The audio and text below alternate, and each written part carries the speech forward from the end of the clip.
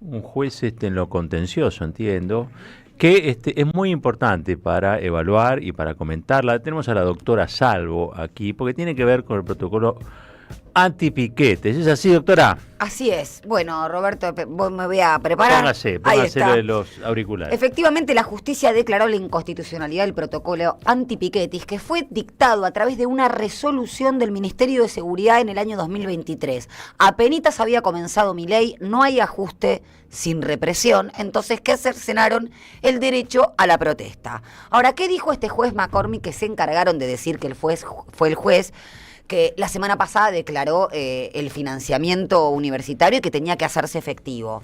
Bueno, este juez fundó su resolución en varios puntos, pero fundamentalmente dijo que el ministerio no tiene las competencias para legislar en materia penal ni procesal. Claro. ¿Por qué dice esto? Porque dice, a ver, a través de esta resolución, que son normas que emanan de ministerios, hay que volver a repetir lo básico de instrucción cívica. Un ministerio es parte del Poder Ejecutivo.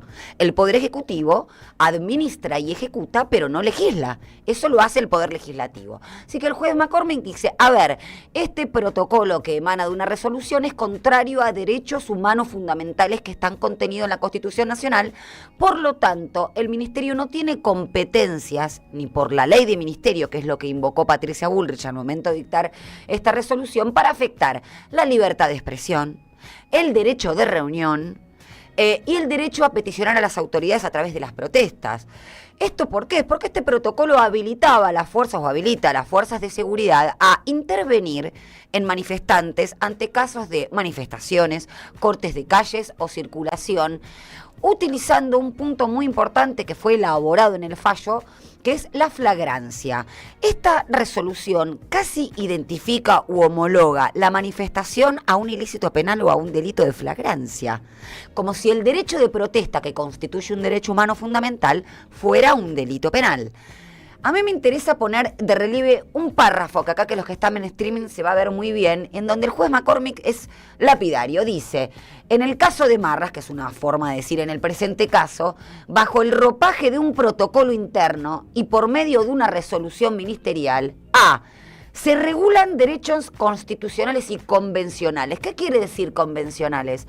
Hay tratados internacionales de derechos humanos como la Convención Americana de Derechos Humanos que tienen la misma jerarquía de la Constitución. Entonces, dice el juez, a ver, con esto se afectan derechos que están en la Constitución, pero también en estos tratados internacionales, tales como el derecho a peticionar a las autoridades, que está en el artículo 14 de la Constitución, el derecho de reunión, que está en el artículo 21 del Protocolo Internacional de Derechos Civiles y Políticos, y solo pueden ser regulados por la ley que emana del Congreso. Acá, vamos a hacer instrucción cívica.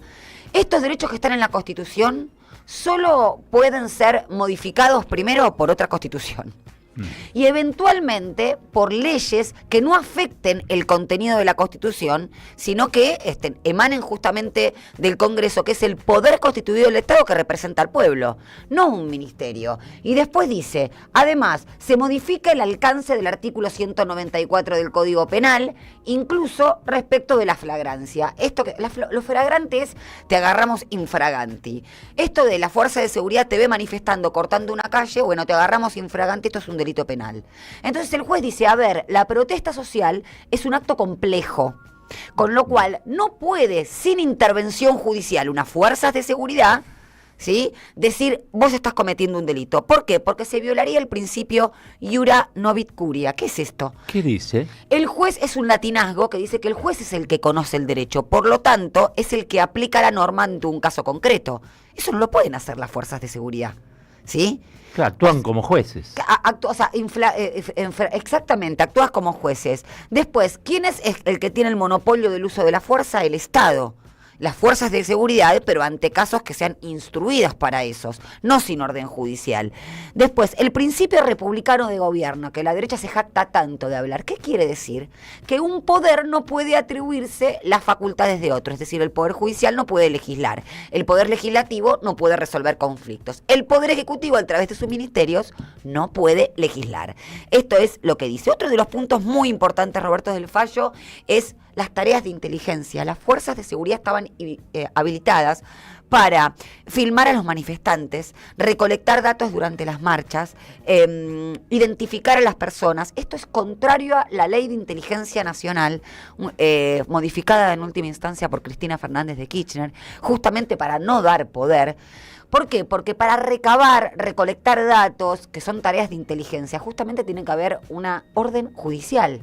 No se puede almacenar datos de las personas si no es con un propósito de defender el orden constitucional, que para eso están las tareas de inteligencia, que están en cabeza del presidente de la Nación, ¿sí? Es decir, que a través de este protocolo lo que se habilitaba era hacer inteligencia sobre las personas en las marchas, identificar a la protesta social criminalizándola como un delito, y esto es lo que el juez dijo, no va más. Entonces declaró la nulidad de esa resolución, y por lo tanto la inconstitucionalidad. Hay que decir que esto, amparo colectivo, lo inició el Centro de Estudios Legales y Sociales. Hay que decir también, Roberto, que la CGT se pronunció al respecto. ¿Hizo un comunicado? Hizo un comunicado, habló de la criminalización de la protesta social y de la democracia, y que es fundamental esto. Yo tenía un profesor, qué bien, ¿no?, que fue el mismo que me dijo, y le mando un beso muy grande al doctor Enrique Arias Giver, que fue camarista de la Cámara Nacional de Apelaciones del Trabajo, perseguido, un grosso. Él fue una de las personas que por lo menos a mí me hizo pensar muchísimo. Yo ya estaba recibida cuando lo conocí, pero él, cuando hablaba justamente de la protesta social, decía, a ver, nadie se manifiesta en el patio de su casa. Cada vez que dicen que la protesta tiene que hacerse en un lugar, se hace en el espacio público. Recordemos ejemplos históricos tremendos en nuestro país. En la dictadura militar siempre fueron precedidas, o incluso en el último 19-20 de diciembre, de las declaraciones de los estados de sitio. ¿Por qué las madres marchaban? Porque no les permitían el ejercicio del derecho de reunión de 2 o más, 3 más personas. Entonces la libertad de circulación, el derecho de reunión, la libertad de expresión se llaman derechos de primera generación. ¿Por qué? Porque fue el primer coto que puso el Estado liberal de derecho al monopolio del uso de la fuerza del Estado. Me gustaría cerrar con esto, no sé si hay una imagen que se puede poner. A nosotros los primeros que nos enseñan en la Facultad de Derecho, que obviamente se va a horrorizar no solamente por el fallo de vialidad, por los fallos en contra de Cristina, en contra de Julio De Vido, de Amado, de Milagros Salas, etcétera, y lo digo en serio, no es una cuestión política partidaria, son vergonzosos, pero nos enseñan esto, la pirámide de Kelsen, es decir, que las normas que tienen jerarquía inferior tienen que respetar por una cuestión de lógica formal la de jerarquía superior. Arriba está la Constitución Nacional y nosotros tenemos algunos tratados internacionales. Abajo de la Constitución vienen las leyes. Abajo de las leyes vienen los decretos, los reglamentos no, las resoluciones. O sea, una resolución que está ahí en el marco verde, para los que pueden ver, no puede contrariar la Constitución Nacional porque hay un principio de supremacía constitucional que está en el artículo 31 de la Constitución y que es lo que Juan Bautista Alberdi llamaba supremacía de la ley, ¿no? Es decir, la ley es el producto del poder legislativo que representa al pueblo. No puede ser suplantada por un déspota a través de un decreto de necesidad de urgencia, a través de un decreto o a través de una resolución. Así que si quieren hablar del respeto del Estado de Derecho, empiecen por respetar lo básico. La doctora Natalia Salvo, en Caballero de Día. Pensamos, escuchamos.